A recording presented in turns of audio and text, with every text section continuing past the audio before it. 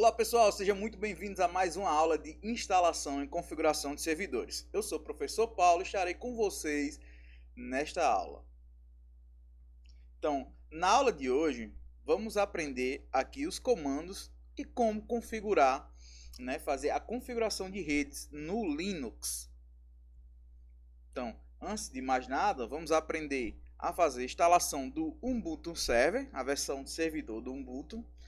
Vamos aprender os comandos do Linux para poder estar manipulando os seus arquivos, em uma versão que a gente não vai ter acesso à interface gráfica. E por fim, vamos aprender aí a configurar a rede no mesmo. Então, antes de qualquer coisa, vamos instalar aqui o Ubuntu Server versão 12.04. Para isso, a gente vai acessar a nossa página lá no Moodle, certo? Vamos aqui. E vai ter aqui, ó, versão para servidor. Então aqui tem a versão 64 bits e a versão 32 bits. Então vai depender da sua máquina. Então como é que eu vou saber qual a versão que meu computador funciona? Basta vir aqui, ó, venho no meu Windows Explorer, clico com o botão direito sobre este computador, botão direito do mouse e vou em propriedades.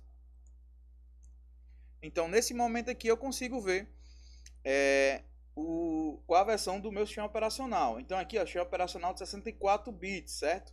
Então se você roda 32, certamente você não vai conseguir rodar uma máquina virtual aí 64 bits. Se você roda 64, você vai conseguir. Uma particularidade, se você roda 64 na sua máquina, você pode rodar as duas na sua VirtualBox, tanto a versão 32 bits como a versão 64.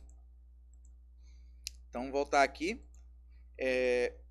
Vamos já iniciar a instalação, Na verdade, se a gente tá aqui, ó, vou baixar a versão, clico aqui nesse link, ele vai abrir uma janela, um pop-up para mim, e basta eu fazer o download clicando aqui em download. Ele vai fazer o download aqui da minha imagem que eu vou utilizar para a instalação do servidor. Então, para isso, vou abrir meu VirtualBox, vou criar uma nova máquina virtual, Vou vir aqui em novo, vou colocar o nome do meu servidor, Ubuntu Server, posso colocar aqui a versão 12.04. Seleciono o tipo, ele já automaticamente ele já reconhece que é o Linux, e a versão Ubuntu, Se for utilizar 32 bits, seleciona 32 bits. Se for utilizar 64, seleciona 64. E clicamos aqui no próximo. Aqui vamos escolher a memória, então quanto mais memória você tiver, é bom que se destine, porque vai acabar sendo mais rápido o processo tanto de instalação como de uso da sua máquina virtual. Eu vou destinar aqui 3 GB para o servidor. Clicar em próximo. Aqui vou criar um novo disco rígido virtual, criar um novo disco para poder estar instalando esse sistema. Vou escolher o VDI, que é o VirtualBox Disk Image, o formato padrão do VirtualBox. Eu vou clicar em próximo. E vou deixar como padrão aqui dinamicamente alocado. E aqui, em vez de deixar 20 GB, eu vou estar colocando aí, ou em vez de estar deixando 10 GB, eu vou estar colocando 20 GB, certo? Então você pode simplesmente aqui colocar um 20. Então clico aqui em criar. Feito isso, ele criou aqui minha máquina virtual. Vou iniciar a mesma. Então, ou eu dou 2 cliques aqui, ou simplesmente seleciono a mesma e clico em iniciar.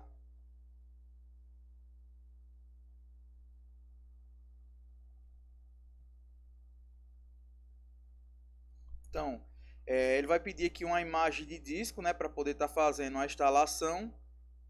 Aqui a gente vai selecionar, basta vir aqui, clicar nessa pastazinha para procurar onde é que você baixou a sua imagem ISO, A gente vem aqui em acrescentar e vamos procurar aqui no computador onde é que foi baixado. Então, no meu caso, eu baixei aqui na área de trabalho, que é a utilização aqui do meu Ubuntu Server versão 64. Se vocês forem usar a versão 64, vocês vão selecionar essa ISO, ó, Ubuntu 12.4.5 Server AMD 64.ISO. Se for utilizar 32 bits, vocês vão utilizar isso aqui, ó, Ubuntu 12.4.5 Server e 386. Então, no nosso caso, no meu caso aqui, vou utilizar 64 bits. Vou selecionar ela, clicar em abrir. Aqui automaticamente ele vai selecionar para mim, né? Um Ubuntu 12.04 serve AMD64 ISO. Então vou escolher e iniciar. E aqui ele vai começar a carregar a minha imagem ISO para o sistema, né? Para poder fazer a instalação. Então a primeira tela que é exibida aqui é para a gente estar selecionando o idioma. Vou estar selecionando português do Brasil, vocês podem ficar à vontade, mas recomendo estar utilizando português do Brasil. Então seleciono aqui com as minhas teclas de seleção, né, para cima, para baixo e pressiono Enter. Feito isso, ele dá aqui as opções, né? Instalar um Ubuntu Server, instalar múltiplos servidores, verificar defeitos no disco, testar a memória, inicializar primeiro disco rígido, recuperar um sistema corrompido. Então a gente vai aqui fazer a instalação do Ubuntu Server. Então selecionamos a primeira opção e pressionamos a tecla Enter.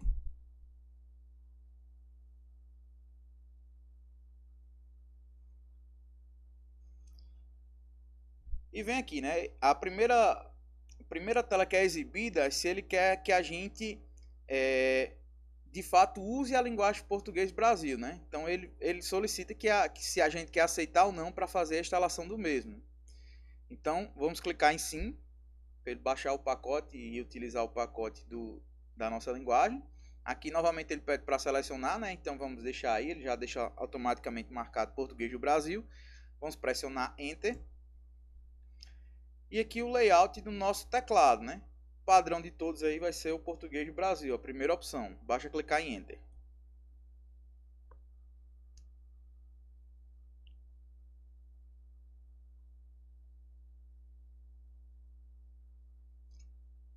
Então aqui ele começa a carregar os arquivos.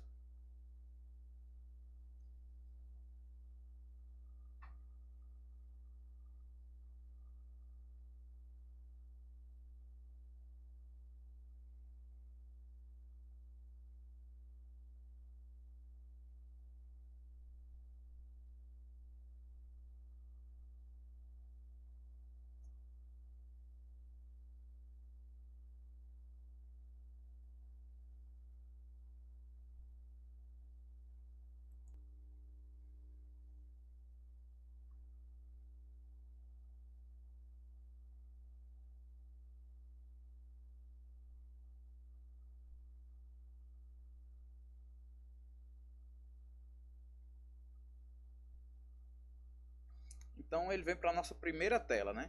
Então aqui você vai definir o nome da sua máquina. Qual nome você quer que essa máquina tenha? Aqui a gente pode colocar o SVR1, servidor 1, por exemplo, servidor 2, SVR3. Aqui vai ser o nome da máquina. Então a máquina aqui que você vai estar nomeando a mesma. Então vou botar aqui SRV, né? SRV, o servidor, né? SRV 1, para dizer que é o meu servidor 1. Feito isso aqui, eu venho em continuar e pressiono Enter. Aqui o nome completo para o novo usuário. Aqui você pode colocar seu nome completo, certo? Então vou colocar aqui meu nome, meu sobrenome e clicar em continuar. Aqui o nome para o usuário da conta, qual o nome do usuário que você quer utilizar, né? Você pode colocar aqui tipo nome usuário mesmo, pode deixar seu nome, vai ser de acordo com o seu gosto, né? Desde que você lembre que você vai estar utilizando o mesmo. Então eu vou deixar aqui padrão, ele sugeriu Paulo, eu vou deixar também o nome de usuário Paulo e pressionar a tecla Enter. Feito isso, ele solicita que possamos escolher aí uma senha. Então vou criar aqui uma senha. Vocês também devem estar fazendo isso. Clico em continuar. O mesmo solicita que a gente digite a senha novamente para verificar. Então digito a mesma senha, seleciono continuar e pressiono Enter. Então ele dá esse aviso para a gente, né? Você pode configurar sua pasta pessoal para criptografia, de tal forma que quaisquer arquivos armazenados lá permaneçam privados, mesmo se seu computador for roubado. Ou seja, ele vai fazer um processo de encriptação na sua pasta. Você pode utilizar isso aqui como uma forma de segurança, né? Então ele pergunta, você quer encriptar sua pasta pessoal? A gente pode selecionar sim ou não. Tanto faz, aí vai ficar a critério de vocês. Então, como segurança, né? Vamos digitar, vamos escolher a opção sim. Então aqui ele vai estar obtendo uma hora de servidor, ele vai estar se conectando para atualizar a sua hora. E aqui vai pedir para a gente configurar a nossa zona, certo? Então ele já selecionou aqui que a gente está na América e na parte de Recife. Na primeira linha a gente pode estar vendo isso aí. Ou a gente pode estar selecionando Recife, ou clicando em não aqui a gente vai selecionar uma zona, né? Como a gente está aqui mais próximo a Recife, não vai ter Natal, então vamos selecionar Recife e pressionar, escolher a opção sim e pressionar Enter.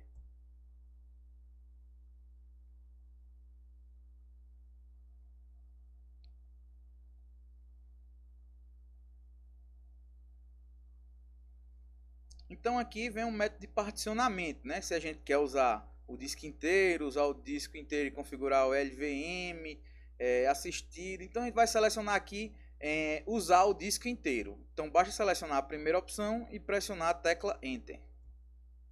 E aqui nos dá a partição, né, que foi criado no nosso VirtualBox, né, o nosso HD lá. Então ele pede para a gente selecionar o disco a ser particionado. Então ele já está selecionado porque só tem uma opção. A gente vai pressionar Enter.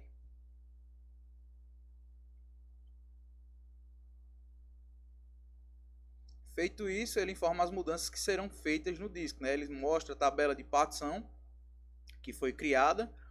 Ele criou uma partição para a raiz e outra partição aí para a memória swap. Então ele solicita se a gente quer escrever essas mudanças no disco. Então vamos selecionar aqui sim e pressionar Enter.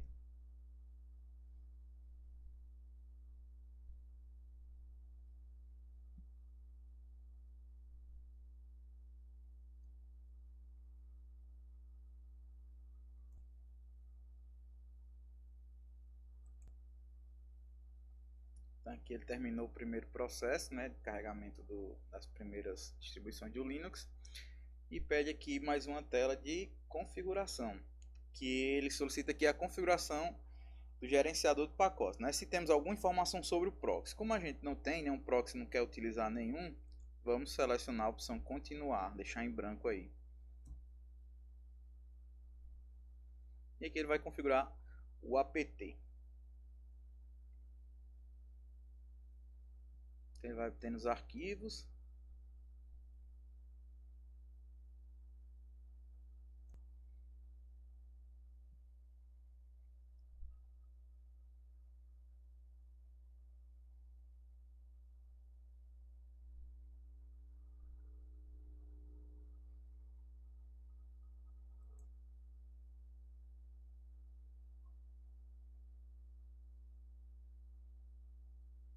Então já vem para o processo aqui de selecionar e instalar o software. Então essa etapa que demora um pouquinho, mas ele vai fazer essa instalação. Então aqui ele dá essa opção para a gente, né? Se a gente quer que instalar o mesmo sem atualizações automáticas, instalar atualizações de segurança ou gerenciar o sistema com landscape. Eu vou deixar aqui sem atualizações automáticas, mas toda vez que aparecer atualização do sistema, ele vai solicitar que a gente faça a instalação. Então não tem problema, mas vocês estão fazendo em casa, vocês podem estar instalando aí as atualizações de segurança, porque isso vai manter a segurança do seu servidor. Então é recomendado que a gente escolha essa opção de instalar atualizações de segurança automaticamente. Eu vou deixar aqui nessa opção para ele finalizar o processo de instalação mais rápido. Então vou pressionar aqui Enter.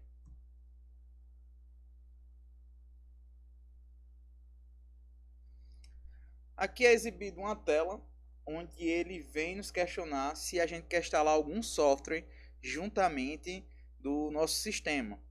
Então ele dá as opções aqui de OpenSSH, DNS, LAMP, Mail, Postgres, o PrintServe, servidor de impressão, né, o Samba, o Tomcat, servidor de Java, Virtual Machine, entre outros, né? Então aqui a gente vai deixar para o padrão, não vamos instalar nenhum.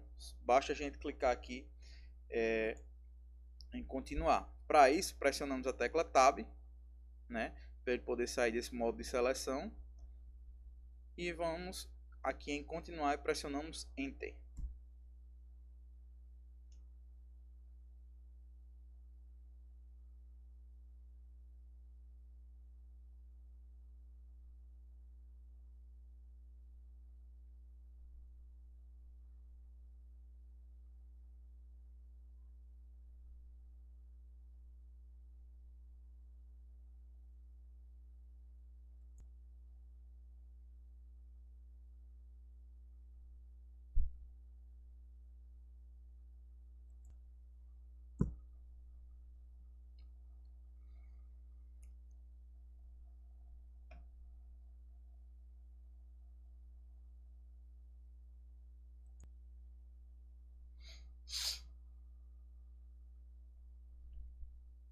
finalizou aqui mais uma etapa. Vamos esperar ele carregar a nova janela. Então já está instalando aqui o carregador de inicialização, né? O conhecido como Groovy, que a gente vê muito quando instala em conjunto com outro sistema operacional. Ele é sempre exibido na tela inicial para selecionar, né? Se a gente tiver instalado ele juntamente de um outro sistema, aí, por exemplo, da plataforma Windows. Então aparece a tela de Groovy, que é a de seleção de sistema. Então ele pergunta aqui se a gente quer instalar o carregador de inicialização Groovy no registro mestre de inicialização. Vamos selecionar aqui a opção sim e pressionarmos Enter.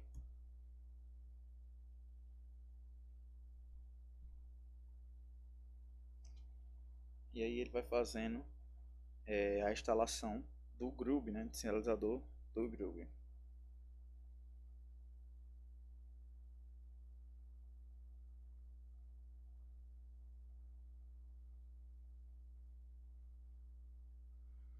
E aqui é a etapa de finalização da instalação. Então demanda um pouco de tempo, nada que seja tão exorbitante, né, que você não acabe reclamando um pouco. Mas em linha geral ele não demora tanto quanto outros sistemas. Tem o seu tempo de espera, como qualquer outro, né? Mas não é algo tão demorado assim.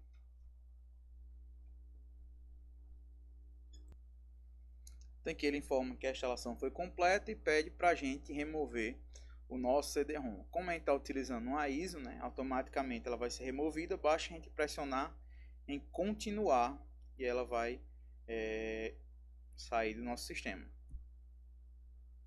Então vamos aqui selecionar continuar e pressionar Enter.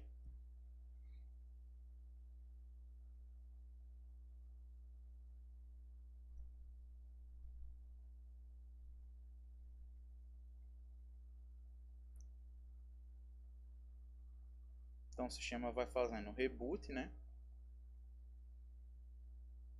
Então vamos aguardar ele carregar todos os arquivos.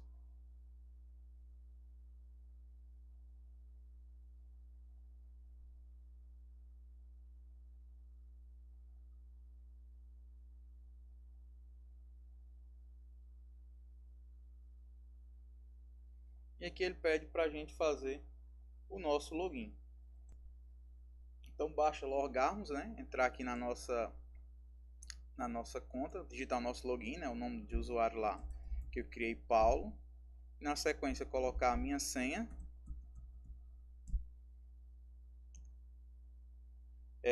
Uma particularidade aqui, na hora que a gente está digitando a senha, vou até sair novamente. Para sair, basta digitar exit, né? Ou simplesmente logout. Então a particularidade do login, né? No nome do usuário ele aparece. Então pressiono Enter e ele vai pedir a senha. Então enquanto a gente vai digitando a senha, ela não vai ser exibida. Então nem vai aparecer nenhum caractere, mas você vai estar digitando a sua senha. Por exemplo, eu vou colocar a minha senha agora, não vai aparecer nada na tela, mas a senha está sendo digitada. Então eu vou colocar aqui minha senha e pressiono Enter. Note que o ponteiro ainda está no mesmo canto, não apareceu nenhuma estrelinha, não apareceu nada, mas a senha foi digitada. Então basta pressionar Enter. E aqui entramos no nosso sistema. Então estamos com a tela inicial do nosso servidor. Vou limpar aqui, dar um clear, né? CLEAR, clear, pressionar Enter para limpar a tela. Então essa é a tela inicial. Então a gente vai voltar para a aula e conhecer alguns comandos utilizados aí no Ubuntu. Então aqui de volta já fizemos a instalação do nosso sistema, né? Nosso servidor. E vamos aqui a parte dos servidores Linux, né? Vamos conhecer. Então, Alan Garcia fala que para administrarmos com sucesso um servidor Linux, não basta conhecermos os protocolos ou os serviços que ele suporta, mas também precisamos ter uma boa desenvoltura em conseguirmos nos comunicar com um servidor, né, do formato mais próximo de como ele foi concebido, ou seja, por linha de comando. O que o Alan fala aqui é justamente aquela ideia que eu passo para vocês. A gente está consultando todo aquele material que vai falar aí justamente das linhas de comandos, comandos shell, né? Todo esse material complementar que eu coloquei para vocês. Então vamos falar aqui sobre o shell. Vamos entender o que é, né? O shell nada mais é do que um interpretador de comandos. Então ele vai ser o meio que estará entre você, o usuário, e a sua máquina. Então ele traduz comandos enviados pelo teclado ou através da leitura de algum script, né, que você vai escrever para poder estar executando. E também é a interface, né? A interface amigável, né? Você, digamos assim, que é o que vai intermediar, né, o usuário com o sistema operacional, né, o SO. Então, no Linux temos vários tipos de shell. Um dos mais conhecidos aí é o Bash, tem também o CSH, o ZSH e outros deles, né? Esses aqui são só alguns. Então, o shell, no modo gráfico, é acessado pelo emulador de terminal. O que eu quero dizer com modo gráfico? Quando a gente está utilizando aqui o shell, por exemplo, na versão do desktop do nosso Ubuntu, a gente vai acessar o terminal para que a partir dele a gente consiga acessar essas informações. Então, no modo gráfico, ele vai ser acessado pelo um emulador. E quem vai ser esse emulador? Vai ser o terminal responsável por mandar nossos comandos. Então, geralmente, o terminal apresenta um prompt de comando, onde podemos digitar os comandos que desejamos. Esse prompt pode ser usado do tipo, né? Aqui tem usuário, @nome do servidor, um traço e um cifrão. Ou root, @nome do servidor, na verdade não é traço, é tio, né? E um cerquilha. Então aqui vemos duas diferenças. Quando a gente está se tratando de usuário, eu vou até falar nos próximos slides. Quando a gente está falando de usuário, a representação de um usuário comum vai ser sempre aqui um cifrão. E o de um root, de um superusuário, né, quem tem os poderes, digamos assim, comparando com o Windows, os poderes administrativos de executar qualquer tarefa no servidor, é chamado de root, ele vai ter aqui uma cerquilha, né, o jogo da velha, ou uma hashtag, como queiram chamar. Então, como eu falei, né, o prompt terminado em cifrão significa que é um usuário regular, um usuário comum, que está atualmente logado. E quando o prompt termina em uma cerquilha, né, uma hashtag, significa que o superusuário, né, ou root, a gente vê muito falar sobre root, está logado no momento. Então, isso vai definir o poder de quem está utilizando a máquina. No caso, o servidor. E a máquina também. Estar logado como superusuário significa que todas as operações no sistema são permitidas, ou seja, o superusuário tem o poder de fazer qualquer alteração no sistema. Então, para que a gente tenha esse poder de superusuário, é preciso entrar com alguns comandos, né? Você pode subir para o nível de superusuário digitando aí um su e pressionando o enter, né? Ou um sudo e algum comando que você queira executar. Quando você não tem quando você não tem um poder para instalar algum programa ou executar uma determinada tarefa, o sistema vai retornar para você que você não tem autorização. Daí basta a gente colocar um sudo e na frente aquele comando que estavam querendo executar, e ele vai ser executado. Por exemplo, aqui um sudo rm-rf barra, né? Desde já digo, nunca faça isso em sistema seu ou de ninguém, a menos que você queira destruir ou causar o mal, porque esse comando aqui, ele faz com que você apague tudo que esteja na sua raiz, ou seja, vai apagar todos os seus arquivos do Linux. Então, o sudo rm, esse rm vem de remover, e esse traço rf, ou menos rf, quer dizer recursivamente. Então, ele não vai nem perguntar. Então, ele vai simplesmente apagar tudo. E esse barra quer dizer a nossa raiz do sistema. Então, ele vai apagar tudo que tiver nesse diretório. Então, esse diretório, como é o raiz, vai estar tudo no nosso sistema. Então, ele vai apagar tudo aí do nosso diretório raiz. Então, mais uma vez eu digo, nunca faça isso em um sistema seu. Vamos falar aqui sobre login e logout, né? Como se logar e como fazer o logout aí no Linux através do terminal. Então, o Linux é um sistema multiusuário, portanto, suporta vários logins simultaneamente, né? Como foi falado. Se eu estou utilizando um usuário comum, alguém que está logado à minha máquina, eu posso ao mesmo tempo também estar se logando a um super usuário, né? Um administrador, um root. Então isso aí pode ser feito de maneira simultânea. O login é o processo pelo qual um usuário se identifica para o sistema Linux. Então, para utilizar o sistema, eu vou ter que estar fornecendo uma identificação para ele saber quem é que está utilizando, até mesmo para salvar em seu log e, digamos assim, quando a gente vai fazer algumas técnicas forenses para obter quem foi que mexeu, a gente consegue ver quem foi que executou determinadas tarefas no sistema. Então a gente vê, isso tudo fica registrado, a gente consegue ver isso aí de maneira a capturar o que aquele usuário fez. Então o login pode ser feito diretamente no console, no servidor, né? E console virtual no caso do VirtualBox que a gente está utilizando, ou via rede, através de um serviço chamado SSH. Então eu posso ter meu servidor e posso estar acessando esse servidor nessa máquina virtual através de uma máquina Windows utilizando aí o SSH e fazendo, executando os meus comandos no servidor.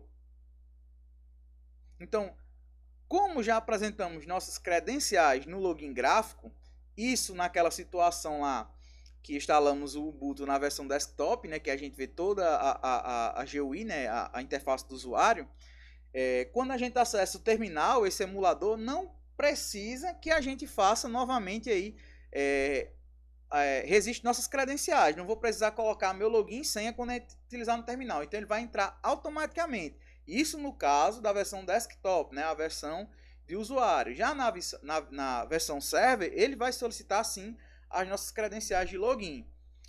É possível trocar de usuário usando o comando su, né? Isso aqui, su e o nome do usuário. Posso estar alterando o nome do usuário. E também é necessário saber a senha, porque senão você não vai conseguir entrar no novo usuário. E o root pode usar o su e o nome do usuário sem precisar da senha. Então, o super usuário posso estar alterando entre os usuários que estão cadastrados na minha máquina sem precisar da senha. Somente o super usuário, né? O root. Os demais precisam saber a senha para poder estar fazendo o login, né? Tá acessando tá mudando aí de conta de usuário. E para sair do terminal podemos usar o comando exit ou logout. Então esses dois comandos aí eles vão fazer o processo de logout aí do nosso sistema. Então eu até mostrei aqui. Se eu entro aqui, vou até mostrar aqui no terminal. Vamos lá. Se eu entro aqui no terminal, né? Tá aqui logado como Paulo. Então logout. Eu vou sair do meu sistema. Então ele vai pedir novamente login e a minha senha. Então aqui eu faço login. Ele vai carregar. E também posso estar saindo, né? Limpar aqui a tela. Posso estar saindo com o exit. Ele vai sair da mesma forma. Então aqui alguns comandos básicos, né? do Ubuntu, do Linux também, né?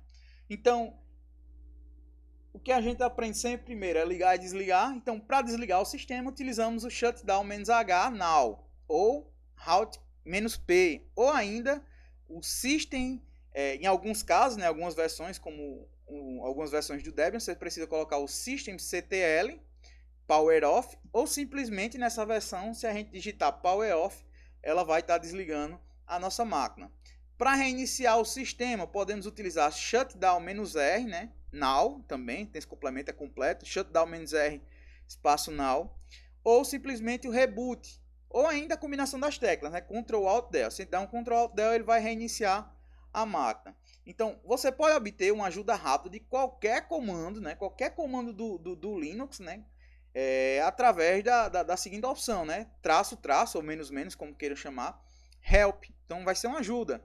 Então depois do comando, por exemplo, se eu tenho um comando cd que é utilizado para transitar entre pastas, se eu coloco cd --help, ele vai exibir para mim aqui um monte de informação sobre esse cd. Por exemplo, deixa eu logar aqui novamente.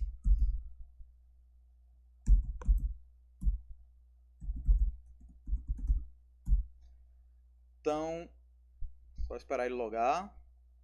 Limpar aqui a tela. Clear para limpar a tela.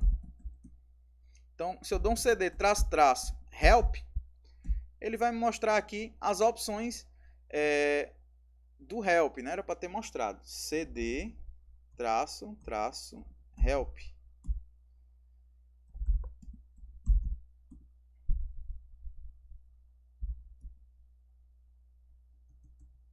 ó, man help,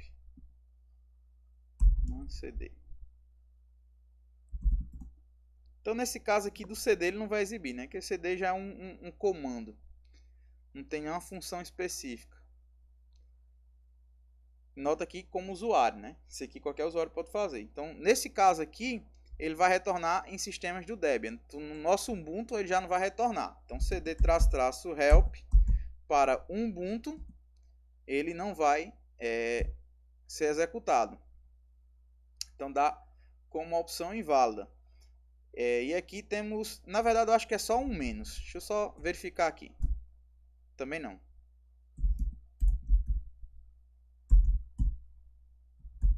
Enfim, temos aqui algumas opções, né, sobre como utilizar o mesmo. E ele diz aqui algumas opções do uso do mesmo, né? cd-l, cd-p, cd-e e por aí vai. Então, também é possível ler a documentação completa de qualquer comando utilizando o man, né? Só que o man também eu fiz o teste com cd e também não apresentou muita coisa, né? Man cd, ele colocou que não há nenhuma entrada no manual. Então, esse manual aqui está vazio para o comando cd. Mas aqui, o exemplo que está lá, o man ls.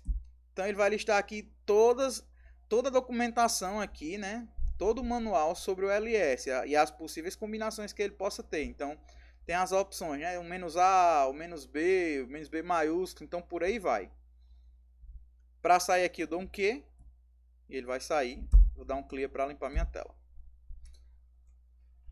Caso você lembre vagamente de um comando, mas não sabe exatamente qual é, né?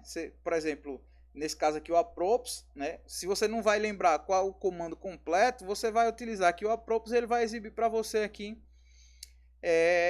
as opções que o mesmo podem estar executando. Então aqui dá até o exemplo, ó, approps url. Então approps url. Então ele mostra aqui essas informações, né?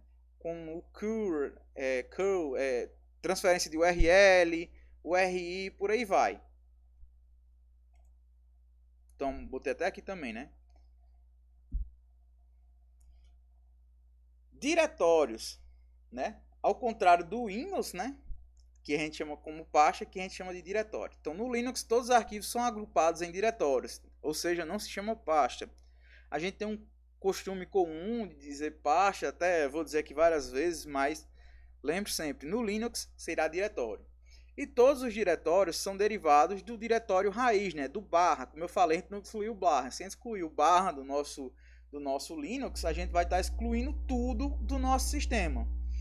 Então, não existe letra para identificar os discos, né, como no Windows. No Windows, se a gente tem um HD, um disco rígido, vai ter sempre lá como C2 ponto, D2 ponto, E2 ponto, F, por aí vai. Então, vai ser sempre ter essa nomenclatura aí por letras. E até diretórios remotos, né, quando são montados em diretórios relativos ao raiz, eles também são utilizados aí como diretórios no Linux.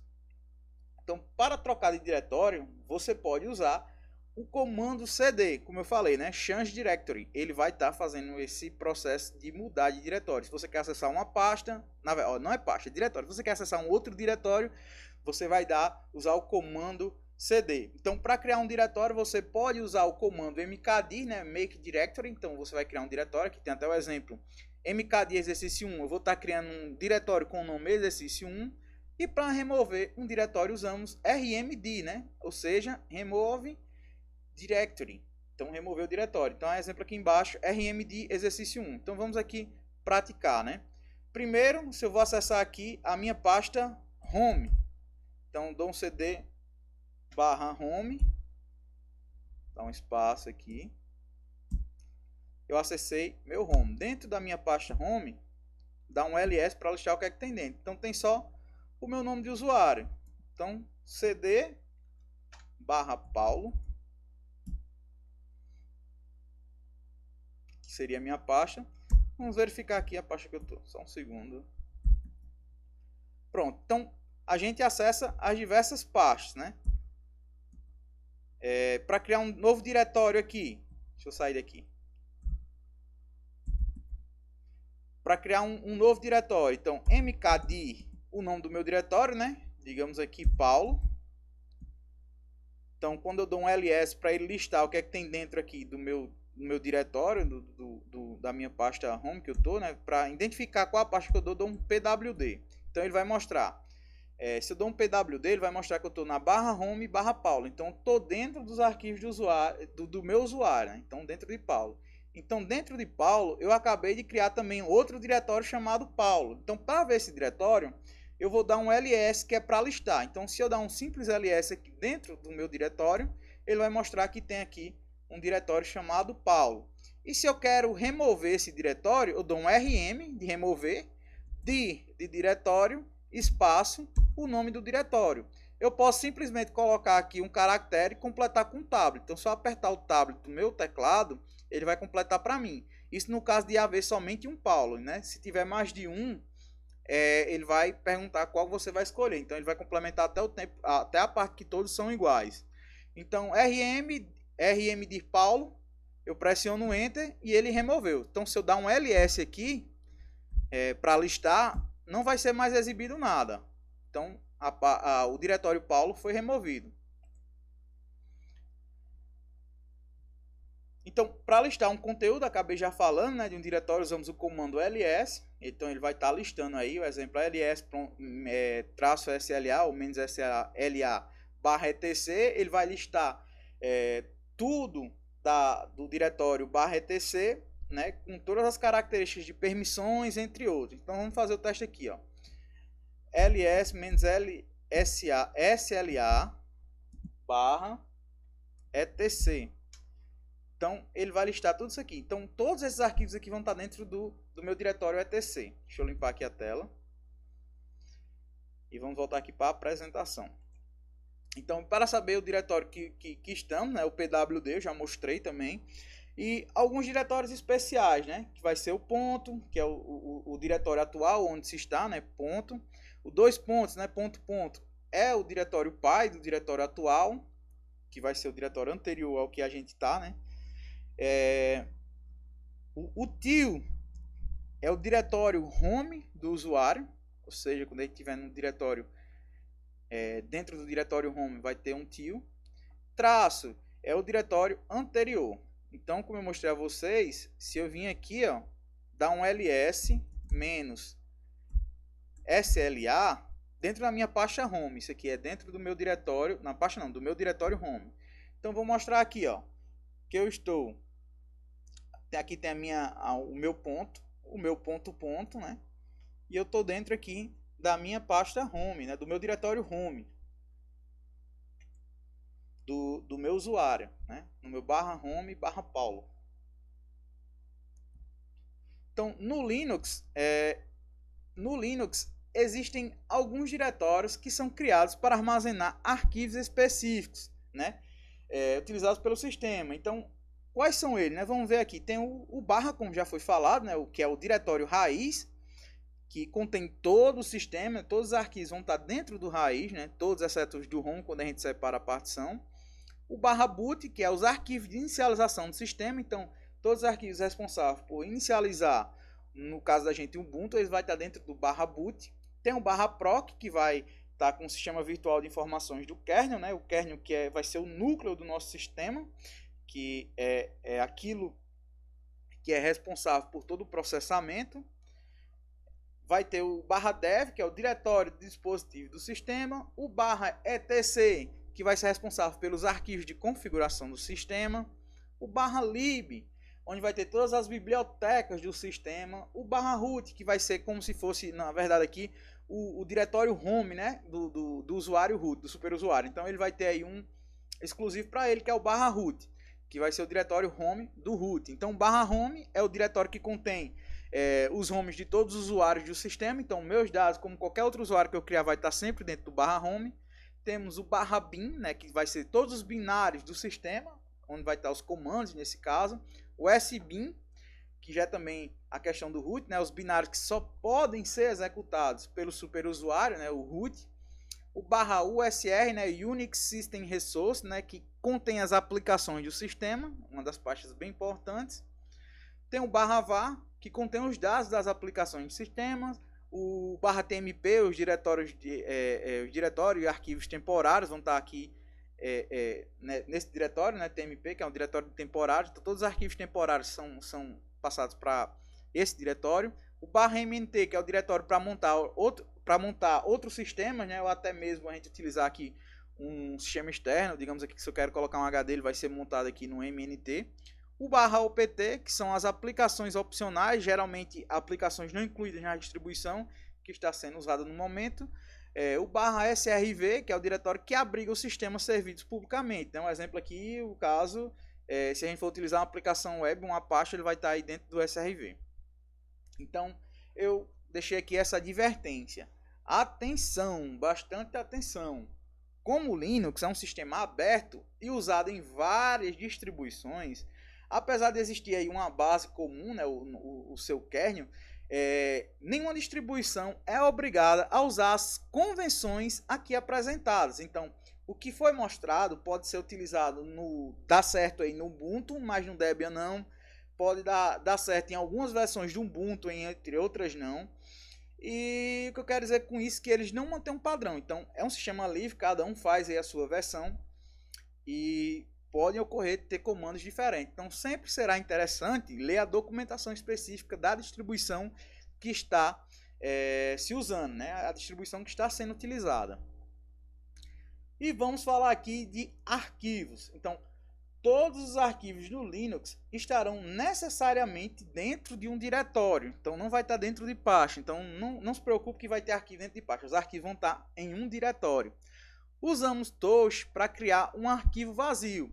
Se a gente utilizou o mkdir para criar um diretório, né?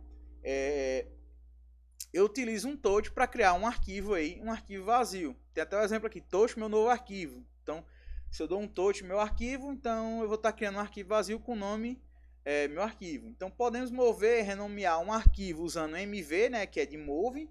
E tem aqui também um exemplo, mv, meu novo arquivo, para novo arquivo. Aqui está sendo renomeado, então eu estou pegando meu novo arquivo e chamando ele de novo arquivo. Então o que é que eu quero dizer com isso? Então se eu quero criar um arquivo aqui, por exemplo, dou um touch, atividade. Então acabei de criar um arquivo atividade. Se eu dar um ls para listar, eu vou ver aqui que foi criado atividade. Agora, se eu quero mudar o nome desse arquivo ou mover ele para outro canto, eu utilizo o comando mv. Então, mv atividade, vou mudar ele para se chamar avaliação. Então, mv atividade, mv espaço atividade, espaço avaliação. Quando eu pressiono Enter, eu mudei o nome do arquivo. Se eu listar aqui novamente, dar um ls, ele vai mostrar aqui que o nome atividade passou agora a ser avaliação. Então, para copiar um arquivo, usa-se o comando cp, né, de copy. Tem um exemplo aqui, cp novo arquivo, e vou copiar ele para essa outra área. Então, vou pegar esse arquivo, cp novo arquivo, e vou copiar ele para o /home professor /trabalho 1. Então, podemos remover um arquivo usando rm, né, como foi mostrado. Então, rm novo arquivo. E para ver o conteúdo que está dentro desse arquivo, utilizamos um cat /home professor trabalho 1. Então esse aqui ele vai abrir o arquivo. Então como é que a gente pode fazer isso aqui? Vamos aqui primeiro copiar um arquivo. Eu vou criar aqui um diretório, né? mkdir, digamos assim, avaliacão. Então aqui eu vou ter, na verdade não dá porque ele já existe, né? Apesar de diretório e arquivo também, eles consideram tudo como se fosse um diretório. Então ele não prescreve aí a questão como no Windows a gente utiliza as extensões dos arquivos, o Linux não utiliza isso. Então vamos botar aqui mkdir provas, ou então melhor, ifrn, mkdir ifrn. Então estou criando o diretório ifrn. Então eu tenho a avaliação e o nosso diretório ifrn. Então quero transferir, na verdade copiar aqui a avaliação para dentro do diretório ifrn. Então, avaliacão, ou melhor, cp avaliacão para o /ifrn. Então, pressiono Enter. Ele não vai encontrar, porque eu não coloquei o caminho completo, né? Ou melhor, não vai copiar porque eu não tenho permissão. Então, Vou até mostrar aqui esse detalhe. Aqui está como usuário comum, mas para me mover esse arquivo, vou até olhar a permissão que está aqui, ls-la, que está aqui no arquivo ifrn. Então todos têm permissão de escrita, certo? Então copy, só ver o arquivo está aqui, cp avaliacão para o barra home barra Paulo barra ifrn. E aqui ele copiou. Então coloquei aqui o endereço completo, né? Então se eu tô aqui, ó, para saber meu endereço que eu tô, né? O endereço aqui, saber a pasta que o diretório que eu tô, dou pwd, eu vou estar dentro de barra home barra Paulo. Se eu quero copiar o arquivo para dentro do barra ifrn, eu tenho que colocar barra ifrn barra. Então eu copiei o meu arquivo avaliacão para dentro de ifrn. Então eu vou ter o arquivo avaliação, e se eu entrar aqui dentro do ifrn também vai ter o arquivo avaliacão. Então para entrar, né, para estar acessando a página, eu dou cd e ifrn completo, né, ifrn barra, e pressiono enter. Então eu entrei aqui dentro do diretório ifrn. Então vou listar tudo que tem aqui dentro. Dou um ls, ele vai mostrar aqui o meu arquivo avaliacão. Então para remover esse arquivo, eu dou um rm avaliacão, pressiono enter. Quando eu der um ls para ele listar tudo que tem dentro novamente, ele vai ter sido excluído, né? Então, para a gente ver um arquivo, vou até voltar aqui para o meu diretório, né?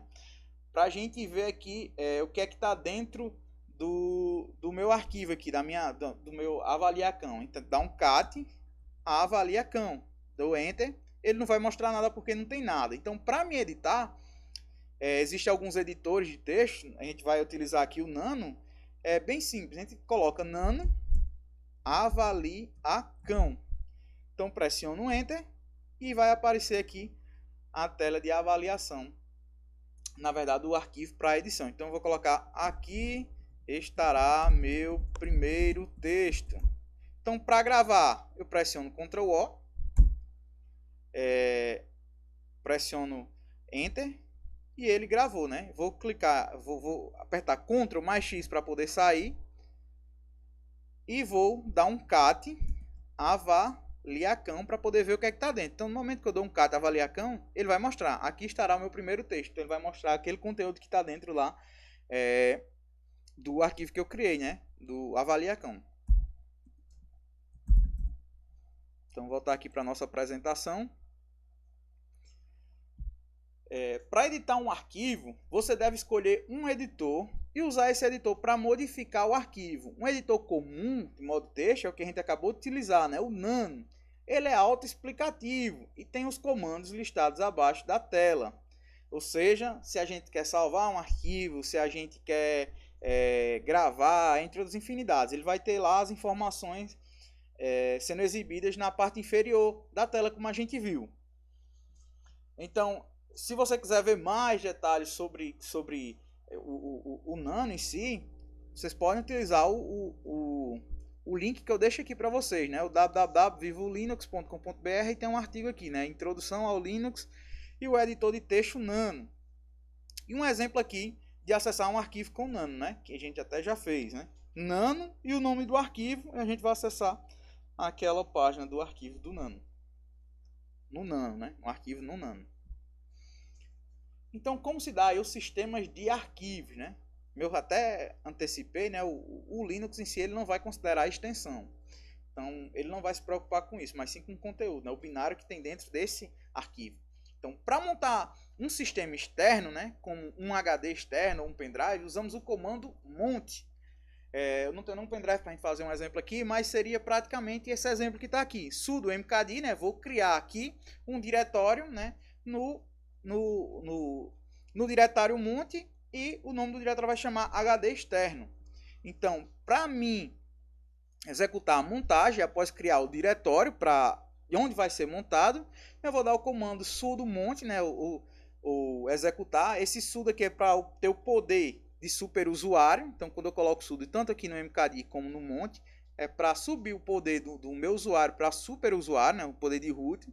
eu vou criar aqui com mkd um diretório, que vai ser HD externo, dentro do diretório monte, né, o MNT, né, o diretório MNT. Então, após criar o diretório, eu vou aqui montar o meu arquivo externo, seja lá um HD ou pendrive. Então, sudo monte, né, para montar, no diretório dev /sdb1 /mnt /HD externo, que foi o diretório que eu criei.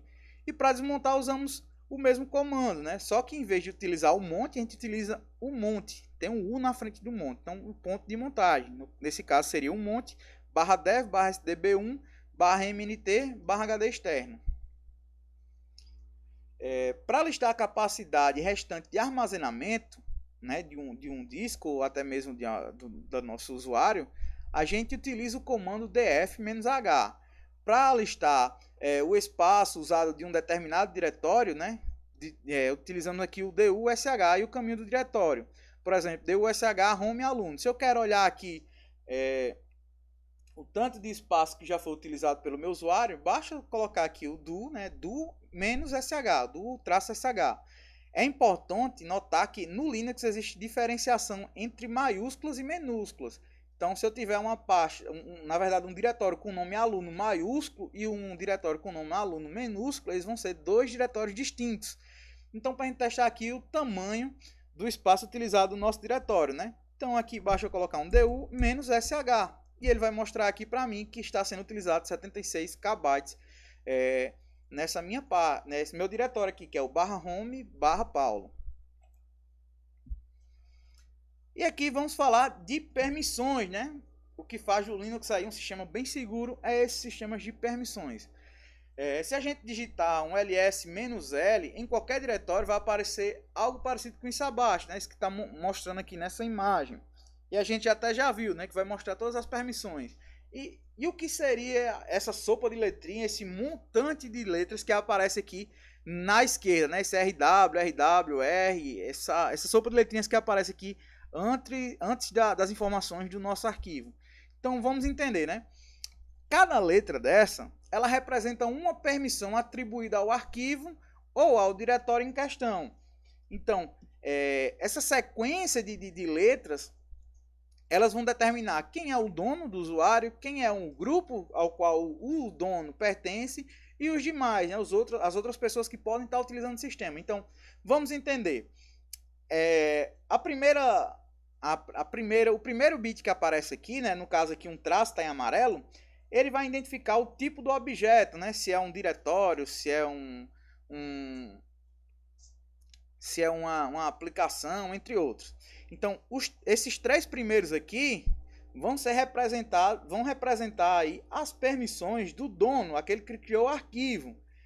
As três próximas, em verde aqui, vai representar o grupo, né? Então, o grupo a qual o dono pertence. Então, as permissões que esse grupo aqui, no qual o dono está englobado, vai poder ter acesso. E, por fim, os três últimos aqui vai ser os outros. Então, todo mundo vai ter acesso. Então, todas as outras pessoas vão poder ter esse poder aqui, essas permissões. Então, o que eu quero dizer? O RWX, o R vem de leitura, né? O W de escrita e o X de execução. Então, o R de read, do inglês, né? Por isso tem um R. O W de write, que é de escrita, e a execução, que é execute, que tiraram a segunda letra, o X. Então, da mesma forma, se todos aqui tiverem da maneira que está aqui nessa imagem, RWX, RWX, RWX, quer dizer que qualquer usuário do sistema, ou que vai utilizar aquele arquivo, tem toda a permissão sobre o mesmo. E se somente tiver setado aqui, por exemplo, o X no dono, o X no grupo e o X nos demais, todos os usuários aqui só terão permissão de execução. Se eu tiver aqui no dono, por exemplo, somente o RW, no grupo aqui nada e no usuário nada, somente o dono desse arquivo pode fazer a leitura do mesmo e a escrita. Então, por aí vai essa definição. Então, cada letra dessa vai representar uma permissão, seja ela de leitura e escrita, para o dono, para o grupo qual o dono pertence e para os demais. Então, para entender melhor, né? as permissões são representadas por 10 bits, que são eles. O primeiro, né, que vai identificar o tipo de arquivo, e os 9 para identificar aí as permissões dos usuários, tanto do dono como do grupo, como também os demais, os outros, né? Então, o T representa o tipo de arquivo e ela pode ser um traço, que vai ser um arquivo comum, um D, que representa um diretório, um L, que vai representar um link, um C, uma entrada e saída de caractere, né? Por exemplo, uma impressora matricial. O B vai ser entrada e saída de bloco, o exemplo aqui de um HD externo, um pendrive. O S, um socket, que é um exemplo de uma câmera IP. E vem aqui a questão dos grupos, primeiro, segundo, terceiro grupo. Então, o primeiro grupo de RWX significa leitura, escrita e execução do dono do arquivo. O segundo grupo de RWX seria a leitura, escrita e execução do grupo do dono do arquivo. E o terceiro grupo de RWX é a leitura, escrita e execução dos demais usuários. Então, qualquer pessoa que venha utilizar aquele arquivo. E aqui alguns atributos especiais, né? O setUID, setGID e o stick, né? setUID, que é se você estiver ligado o arquivo executado como se fosse pelo dono, então não é usado para diretórios, é usado para arquivos. O setGID, que se estiver ligado, o arquivo é executado com a permissão do grupo no diretório. Ele faz com que todo arquivo seja criado com o mesmo grupo do diretório. E o stick, né, um arquivo criado em um diretório que só pode ser apagado pelo seu dono. Questão de segurança também está utilizando isso aí. Se eu quero criar um arquivo, quero que ninguém mais, mesmo que tenha o poder de superusuário, possa apagar, eu vou estar utilizando aí o stick. Para a gente poder estar alterando as permissões de diretório e arquivos, usamos o comando chmod, né, ou changed. Ch de change, né, do change, ch do change, e o mod do mod. O que eu quero falar, né? O ch aqui, ele vem do ch do change e o mod vem desse mod aqui.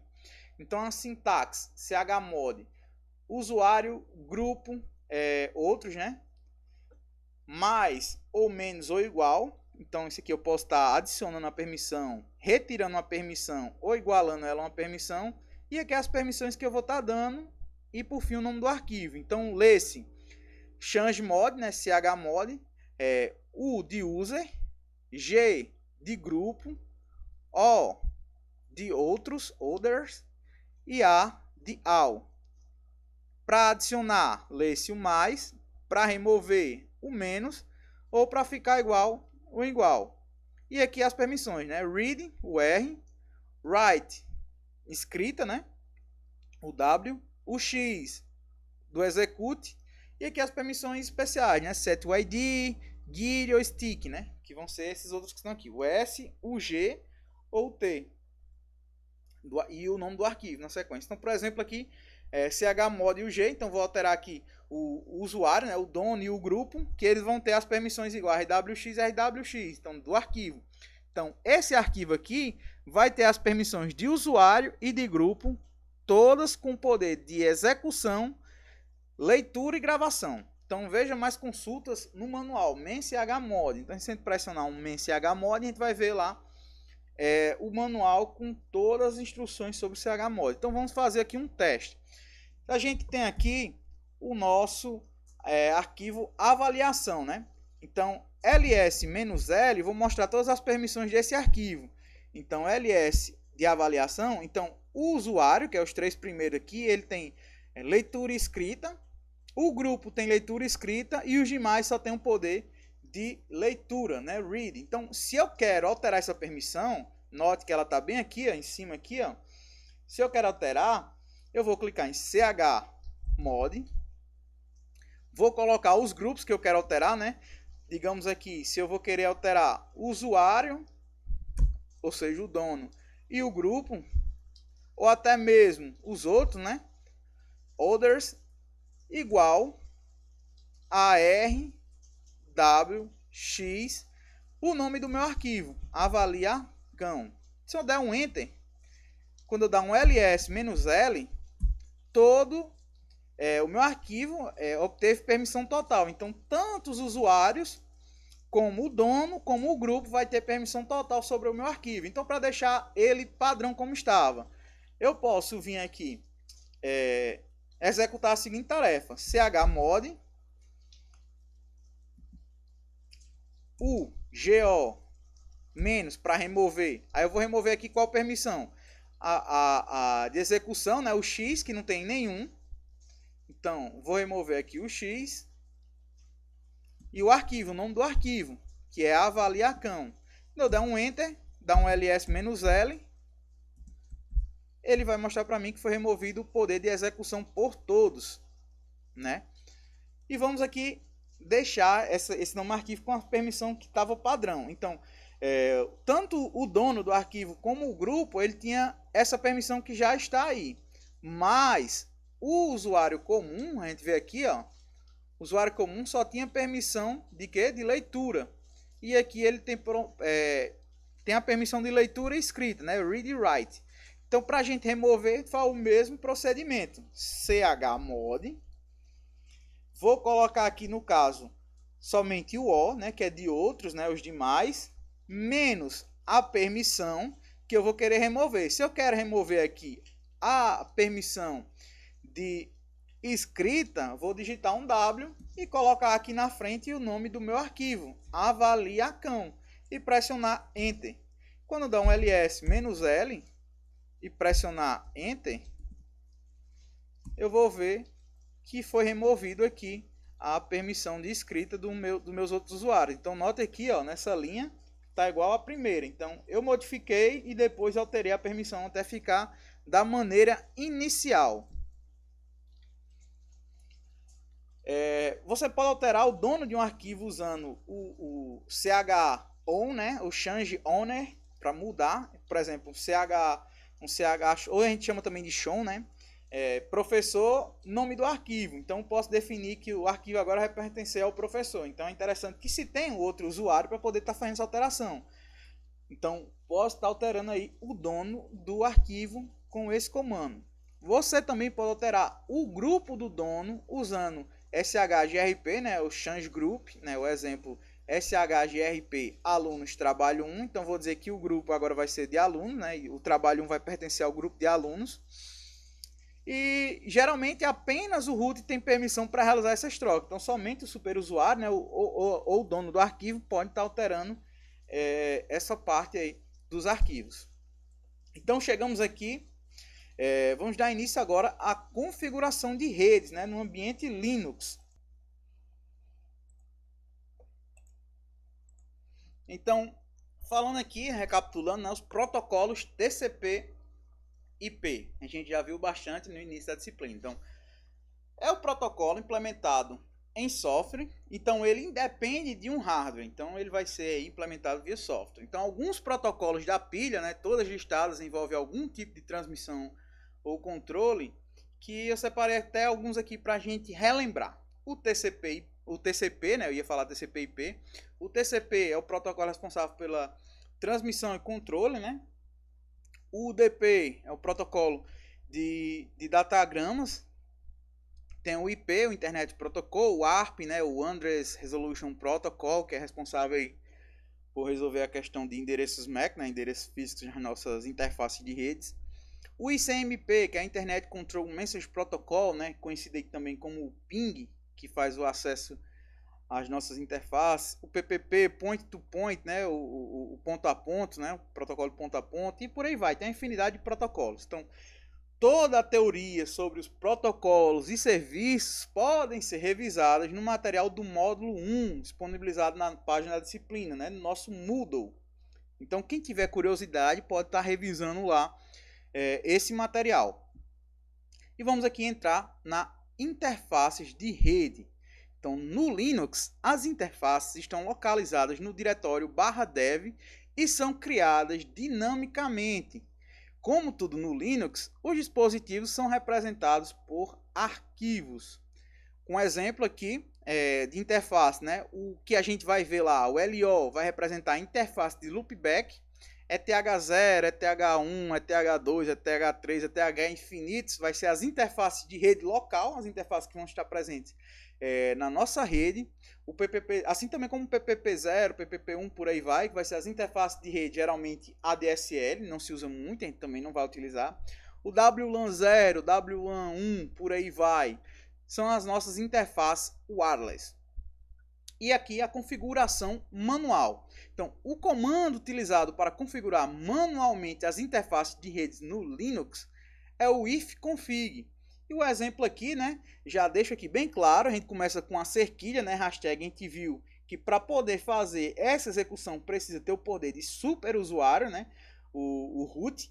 E aqui a gente vai executar o seguinte comando, ifconfig eth0, então vou configurar a minha interface ETH0 com o seguinte IP 192.168.0.1 e a minha netmask, né, minha máscara de rede 255.255.255.0 e por fim vou subir esse serviço, né, esse up aqui é para subir, para ativar a minha interface. E essa máscara aqui é uma classe C, uma barra 24. Para ativar uma interface, a gente utiliza o seguinte comando ifconfig, a minha interface, ETH0, ETH1, vai depender, e por fim o comando up, né, para ativar a interface. E para desativar, né, para desativar essa interface, ifconfig a minha interface, ETH0, e aqui down, para desativar a interface. Para listar as interfaces disponíveis no sistema, eu vou utilizar ifconfig-a ou ifconfig-a. Então, se eu dar um ifconfig aqui, vou limpar para vocês. Então, não é necessário estar como superusuário para dar um ifconfig. Então, ifconfig, ele vai listar aqui minhas interfaces. Então, aqui eu tenho duas, né? A LO, que é a de loopback, e a ETH0, que vai ser minha interface de rede, que está configurada aqui como DHCP. Vocês podem ver, tem um endereço aqui 10.0.2.15. Tem um endereço de broadcast 10.0.2.255, é a máscara de rede classe C, né? 255.255.255.0. Então aqui é o meu endereço da minha interface de rede ETH0, porque até então só temos uma interface de rede cadastrada para esse servidor, né? Se a gente fosse utilizar mais, viemos aqui em configuração, né? Selecionamos aqui o nosso servidor no VirtualBox, viemos em rede, clicamos aqui em adaptador quando a máquina estiver desligada e habilitávamos a placa de rede. A gente vai fazer isso. E aqui a gente consegue ver as nossas interfaces, né? Vamos voltar aqui para a apresentação. Então a gente vê aqui as interfaces, nesse caso aqui tem uma interface WLAN, que é de uma conexão wireless, né? Que a gente viu no slide anterior. Então as configurações persistentes, né? As configurações que a gente faz para ficar no sistema. Então podemos configurar uma ou mais interfaces no Linux. Então, como eu falei, a gente pode ter várias interfaces. Quando eu falo interface, eu falo aqui de placa de rede, seja a placa wireless, placa ADSL ou a placa que a gente utiliza, né, o UTP, placa padrão Ethernet. Então, podemos configurar uma ou mais interfaces no Linux. O local do arquivo de configuração varia entre as distribuições. Nas distribuições Debian-like, né, o Debian legal, o arquivo de configuração se encontra em /etc network interface. Então, no Ubuntu também, que a gente utiliza, ele se localiza também nesse diretório, né, /etc /network /interface. Se eu utilizar aqui um Ubuntu, uma versão mais nova, ele vai estar aí em outro diretório, já não vai ser mais encontro. A partir do 18 ele mudou, então não vai mais ser possível acessar por esse caminho, já vai ter outro e vai ter outro modelo de configuração que a gente não vai se ater aqui nessa aula. Então aqui, para ver o conteúdo do arquivo de configurações de interface, né, a gente vai ver aquela mesma coisa que a gente viu dando ifconfig, a gente vai aqui no cat para ver tudo que tem dentro do arquivo, cat /etc /network /interface. Então vamos fazer esse exemplo aqui, ó. Dou um cat, lembrando aqui, ó, estou utilizando somente um usuário normal. Não vai ser necessário aqui o root, pelo menos espero, né? cat /etc /net. Se eu dar um tab aqui, ele vai complementar ou vai mostrar dois, né? Networks e networks. A gente vai utilizar aqui o network /interface. Então pressiono um enter. Ele não mostrou, né? Mostrou que o arquivo tá aqui, não está configurado da mesma maneira que está a imagem, porque estou recebendo aqui tanto um DHCP e o loopback ele está configurado aqui também de maneira automática, mas aqui ele está mostrando um arquivo, né? Então, ele não vai mostrar como a nossa apresentação, isso tudo direitinho, porque aqui ele está configurado aqui como um ETH estático. Então, essa rede aqui ela já foi configurada manualmente, né? Nessa interface aqui, desse exemplo. Então, ele mostra aqui, né, que a interface LO, né, de loopback, net loopback, e a interface aqui, ó, eFace, ETH0 e net static. Então, está configurado de maneira estática. Então, ele diz aqui qual o IP, né, o address, que vai ser 192.168.1.100. A netmask, a máscara vai ser 255.255.0.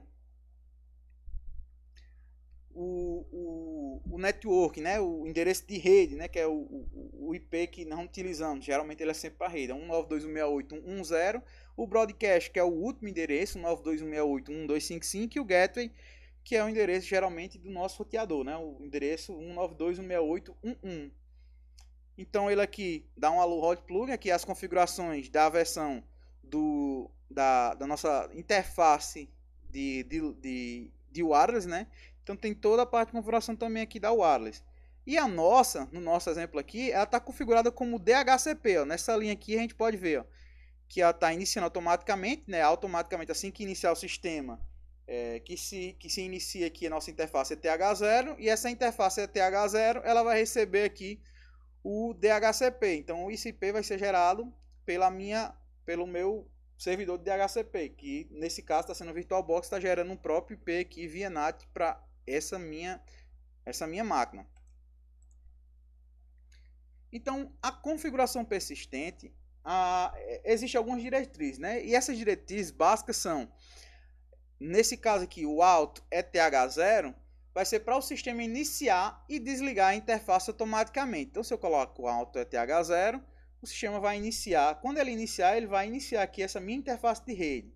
Se eu coloco o eFace ETH0 e net static, então ele vai definir que iremos atribuir manualmente, ou seja, vamos digitar o endereço IP e não vamos receber via DHCP.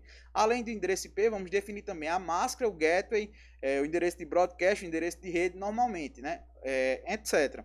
Então, normalmente é assim que fazemos em servidores. Os servidores não recebem IP DHCP, eles têm IP estáticos, porque tem que ser IPs que não mudem. Já imaginou você ter um servidor que está mudando, não, quando a gente solicitar ele ter mudado e a gente não saber, ia ter uma grande confusão aí na internet. Então, a definição aqui de address. Address vai ser o nosso IP, né? Para atribuir o número IP. Então, aqui no caso, address 192.168.0.10 vai ser para atribuir esse IP na parte de configuração estática.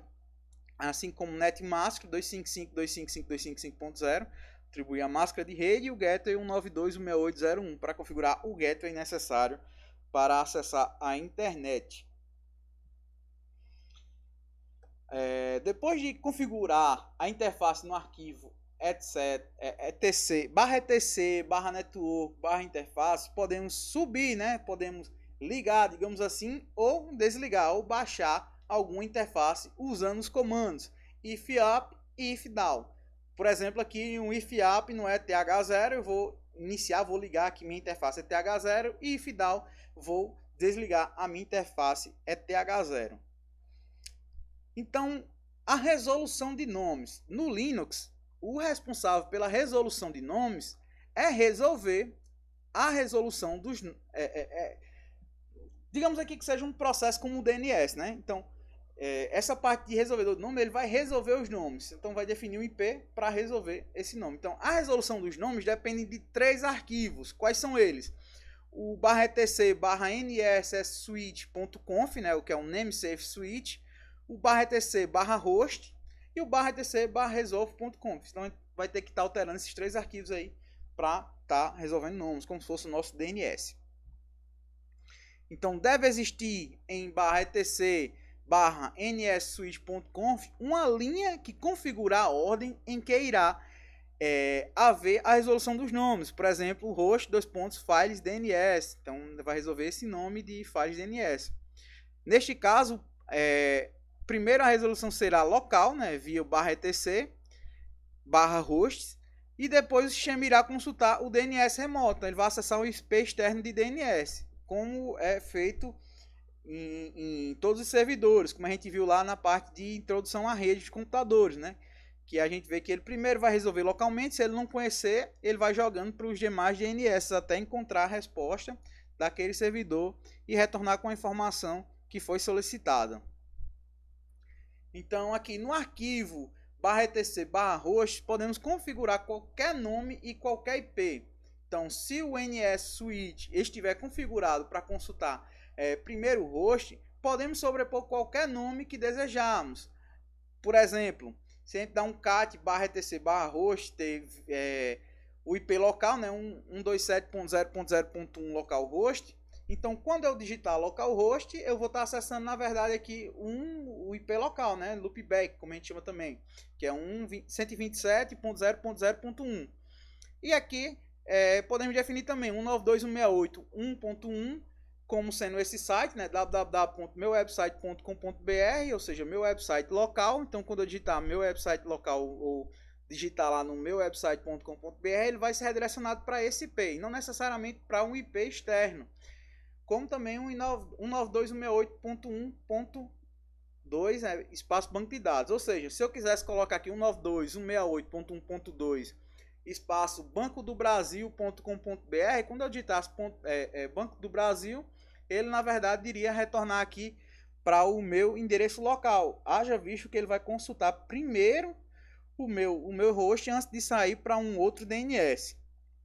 Então no arquivo /etc/resolve.conf nós configuramos qual o servidor externo que desejamos fazer a resolução de nomes, né, depois que essa resolução local for feita. Então, se não for encontrado a resposta no meu servidor local, ele vai ser feita num servidor externo. Então, em outras palavras, quando não achamos a entrada no host, a gente vai procurar fora. Então, por exemplo, cat /etc/resolve.conf, ele vai exibir o seguinte arquivo, né? Sesh mynetwork.local. Primeiro vou identificar na minha rede local, caso contrário, eu vou estar indo na sequência dos próximos servidores, aqui no nameserver 8.8.8.8, que é o do Google, e o nameserver 8.8.4.4, que também é o outro servidor do Google, servidor 1, servidor 2, ambos do Google. Então ele vai resolver isso para mim, esse nome para mim, já que eu fiz a consulta local, se a local não retornou, eu vou para os próximos.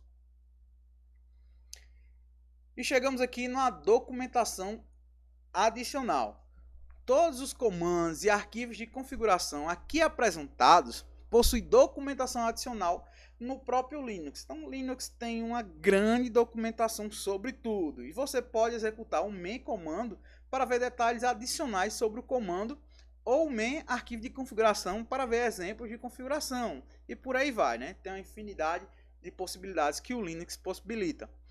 Então, por exemplo, aqui, ó, como usuário local, né, eu vou dar um man ifconfig. Então, eu vou ver o manual do ifconfig, assim como também o do interface, né, o man /etc /network /interface. Então, chegamos aqui ao fim. Vamos aqui fazer a prática de configuração da nossa rede. Vou abrir aqui o nosso servidor, né? Vou limpar aqui a tela, um clear, e vou ver aqui como é que está configurado a minha rede no meu servidor. Então, ifconfig-a, ele vai mostrar aqui as minhas interfaces, né? Como eu falei, a ETH0 ela vai estar recebendo o IP via DHCP, e o LO, o endereço de loopback, é o nosso endereço local. Então vamos configurar primeiramente aqui a nossa ETH0. Existem duas formas: a gente pode ir direto na interface, como também pode fazer via comando no nosso shell. Então, por exemplo, se eu quero fazer aqui direto, ifconfig espaço ETH0, né, que é a nossa primeira interface aqui, ó, se chama ETH0 aqui em cima, ó, está perto do mouse. Vou digitar o meu IP, né, 192.168.0.254, espaço a minha máscara de rede, .0, e pressiono Enter. Então, ele vai dar uma permissão não permitida, né, uma operação não permitida. Por quê?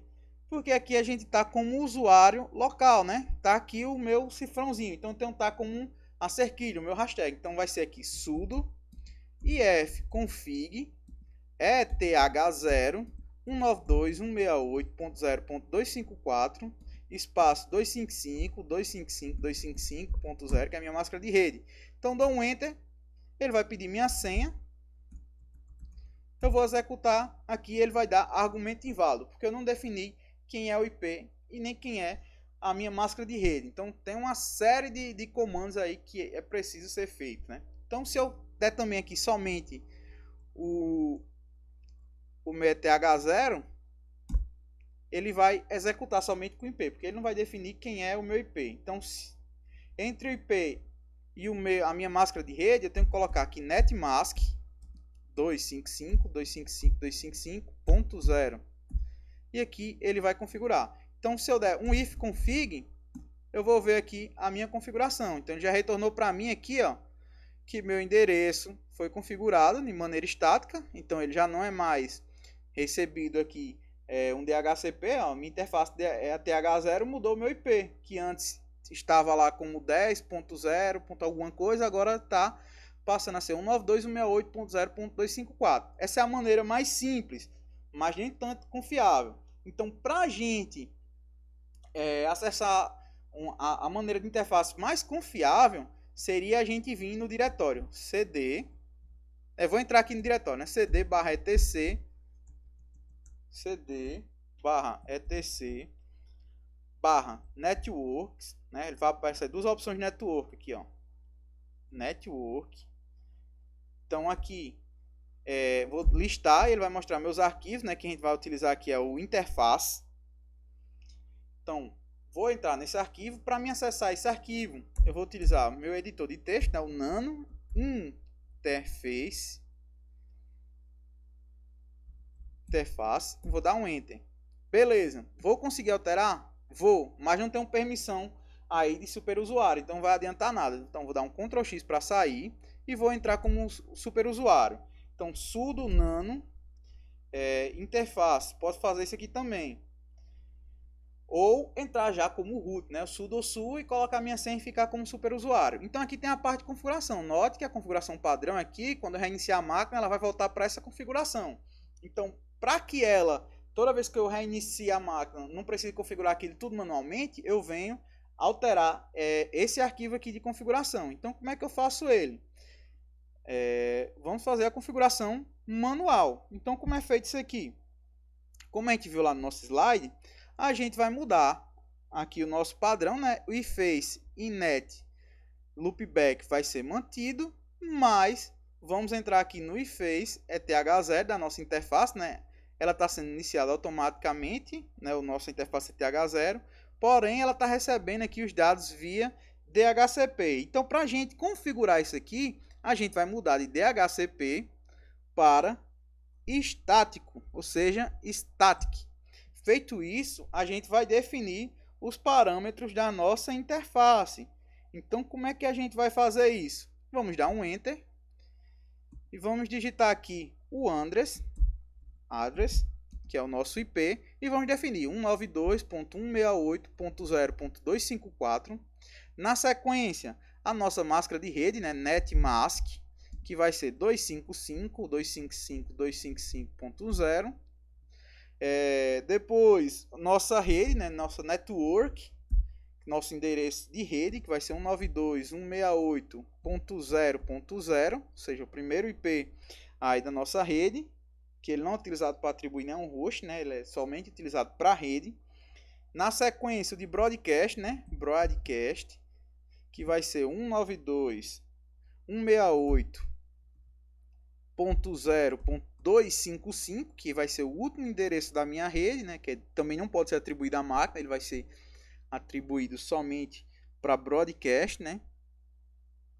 E por último, o nosso gateway, né? Que vai ser o nosso endereço do gateway da nossa rede. Então, no caso aqui, o 0.1. Feito isso, temos as opções aqui embaixo, né? Que diz o que a gente vai fazer. Então, para gravar essa informação, a gente pressiona o Ctrl O. Então, Ctrl mais O. Ele vai perguntar se o nome de arquivo que a gente quer gravar é esse. Interessante, antes mesmo de a gente gravar, né?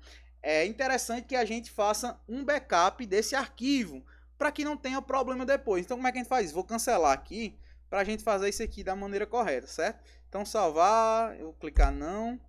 Então aqui eu não salvei nada, eu vou limpar, dar um ls, então tem esse arquivo. Então a gente viu, né, que eu posso simplesmente copiar. Então vou dar um cp interface e vou chamar ele aqui de interface.bkp para ser um backup. Vou pressionar enter.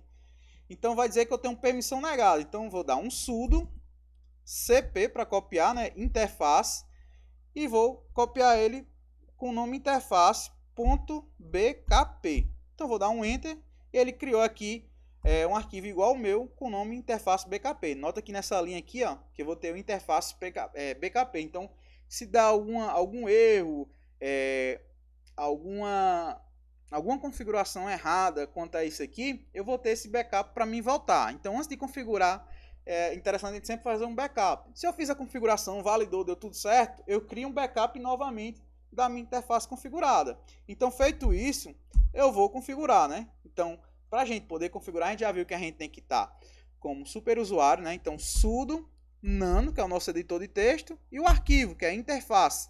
Pressiono um enter, ele vai abrir o meu editor. E eu vou fazer lá o processo de configuração novamente. Então, vou descer até o IFace ETH0, né? Minha interface ETH0. Se eu tivesse outra interface, seria ETH1, ia configurar da mesma maneira.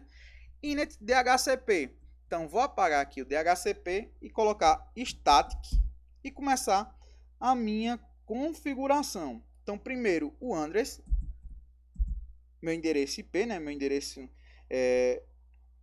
o address, que é 192.168.0.254. Na sequência, a minha máscara de rede, né? Netmask 255.255.255.0. Depois, nosso network, né? Nossa rede, network. Nossa rede aqui nesse caso vai ser o 0, né? 192.168.0.0. Depois do network, a gente vai cadastrar o broadcast, que vai ser o 192.168.0.255. Então, a diferença do endereço de rede vai ser o primeiro IP da nossa rede e o broadcast, o último IP. Isso da nossa rede, né? Os IPs válidos para atribuição são todos aqueles que, ao retirar o broadcast e a rede, eles vão ser implementados. Então, definimos do broadcast e, por fim, falta só definirmos o nosso gateway. Então, nosso endereço aí para poder acessar a internet. Geralmente, o gateway é o IP do nosso roteador. Então, vamos digitar o nosso gateway 192.168.0.1. Feito isso, vou dar um Ctrl-O e vou gravar com o mesmo nome, né? Pressionar Enter e depois um Ctrl-X para sair. Dou um ls e um if config. E ele vai mostrar aqui que meu IP foi configurado. Mas caso não configure no de vocês, é necessário a gente estar reiniciando a nossa interface de rede. Então, como é que a gente faz isso? A gente digita sudo, né? Só vim aqui, sudo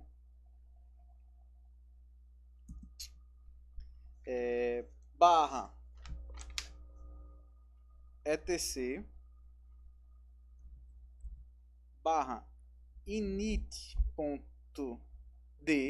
barra networking espaço restart. Então aqui eu vou reiniciar a minha interface para ela puxar as novas configurações, né? Se ela não apareceu dessa maneira aqui, quando a gente dá esse comando, né, como superusuário, para restartar a nossa interface de rede e assim ela conseguir aí puxar as configurações. Então, no momento que eu dei isso aqui, ela vai reiniciar, então vou dar um if config e vou ver as minhas configurações. Então, de fato, está aqui a minha configuração da minha interface ETH0. A gente pode ver também dando um reboot, né? Então, sudo reboot. Vou reiniciar para ver se ele vai iniciar o nosso servidor com o IP que a gente configurou lá na nossa interface ETH0. Então, vou dar um sudo reboot. Então, ele vai reiniciar aqui o sistema. E vamos esperar ele estar carregando aí para a gente verificar se as configurações foram mantidas. Então, ele vai iniciar aqui. Certo? Vamos ver.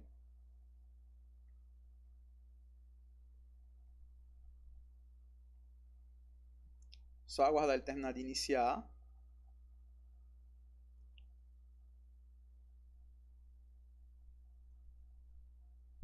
Ok, iniciou, deu reboot. Então, vou colocar meu usuário, Paulo.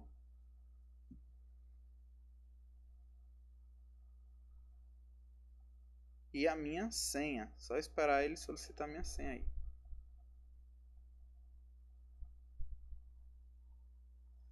Tá um pouco lento. E aqui é a minha senha.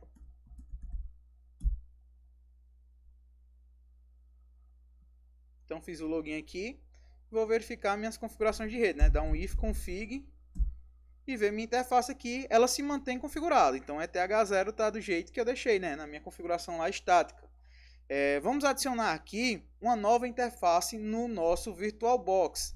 Então, como é que a gente pode fazer isso no VirtualBox? Como é que a gente pode estar adicionando essa interface para podermos configurar esse nosso servidor aí com duas interfaces de redes?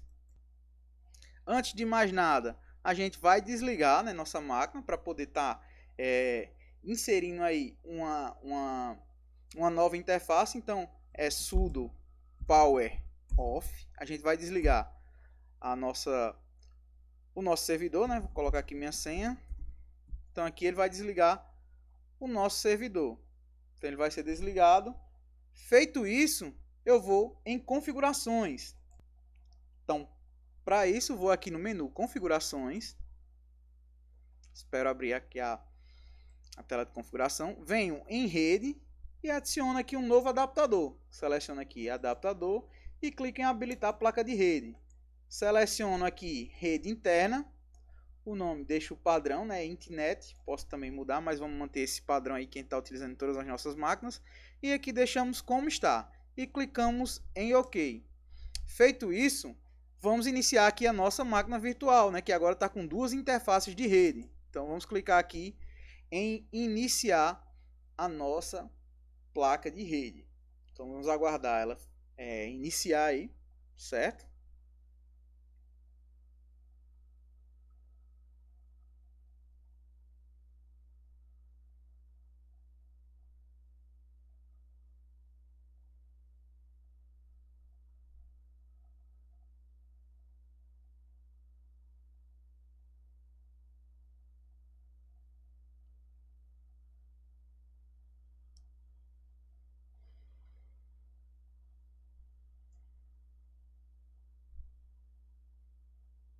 Vou colocar o meu nome do usuário, né?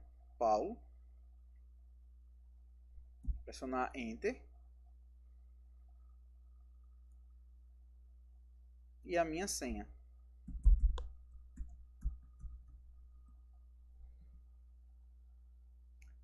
E aqui loguei no meu sistema, né? Então vou dar um if config. Vou ver que a minha outra interface não está aqui, não está listada, né? Então vou dar um if config "-a". Então ele vai mostrar a minha outra interface aqui que está desabilitada, tá vendo? Ele mostrou aqui, ó, ETH1. Então ele já identificou que eu tenho uma outra interface e a gente aqui vai configurar. Então como é que a gente configura?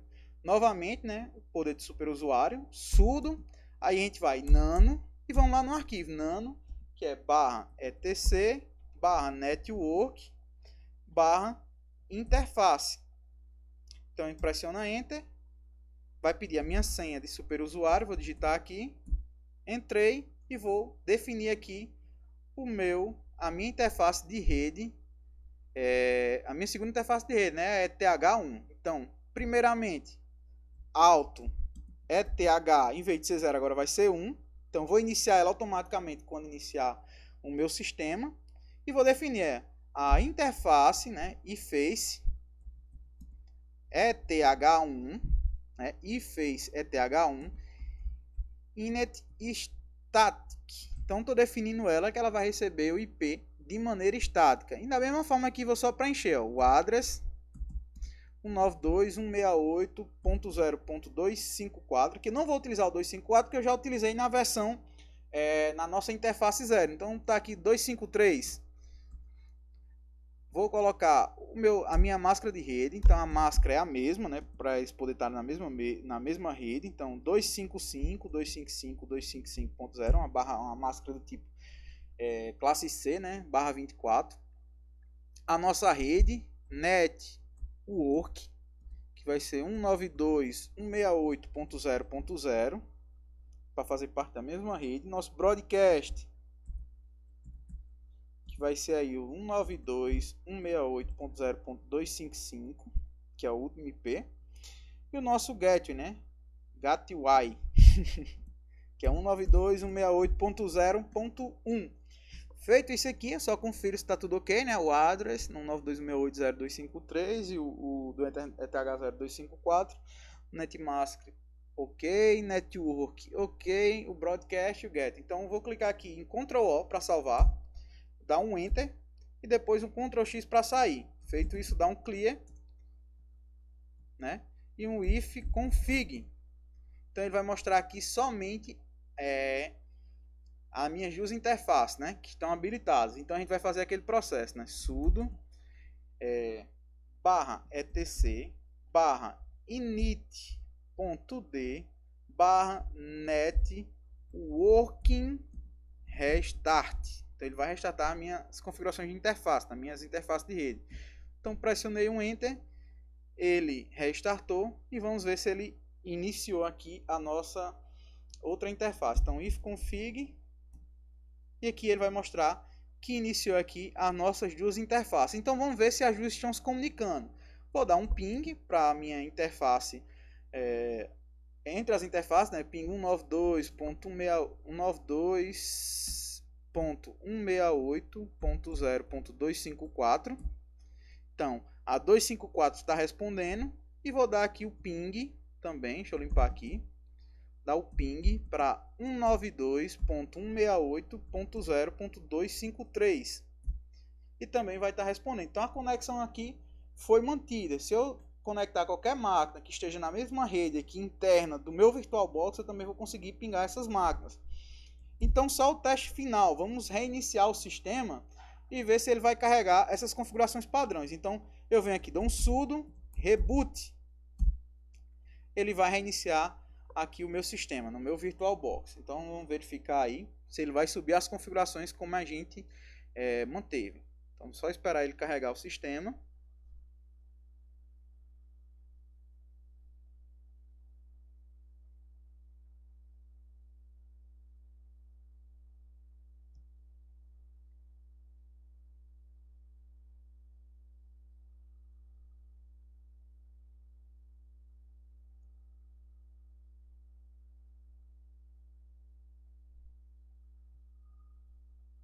Só aguardar ele carregar aí.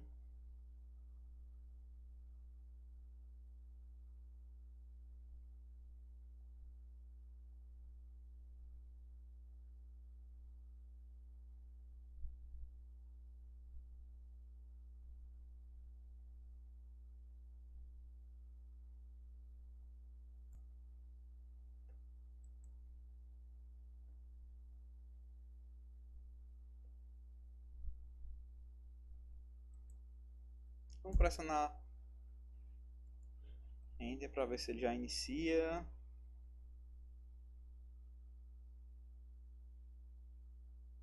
Ele está tentando configurar aqui a nossa rede, né, nossa network. Vamos aguardar ele iniciar.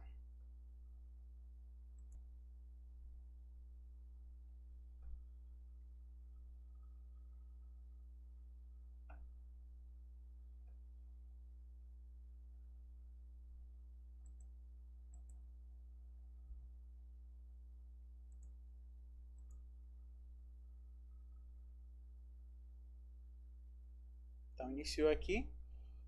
Vamos logar, né, colocar meu usuário, minha senha e ver se ele subiu a nossa rede. Então loguei aqui, vou limpar a tela, dar um if config. Então tá aqui todos os nossos endereços. Ele subiu a minha interface ETH0 e ETH1 e o nosso endereço de loopback classe mantém padrão. Então é praticamente isso aqui que eu queria mostrar para vocês. E espero que vocês tenham gostado bastante dessa parte de configuração, né, de rede do servidor, né, no Ubuntu nesse caso. Espero que vocês tenham gostado bastante dessa parte. Se ficou alguma dúvida, é bom que a gente tire, porque essa é a parte mais básica da configuração. É interessante a gente fixar isso bem na cabeça. E vamos ficar por aqui. Espero vocês nas próximas aulas e tenham um bom estudo acerca desse assunto. Então, até mais, pessoal. Um abraço. Então, bons estudos para todos.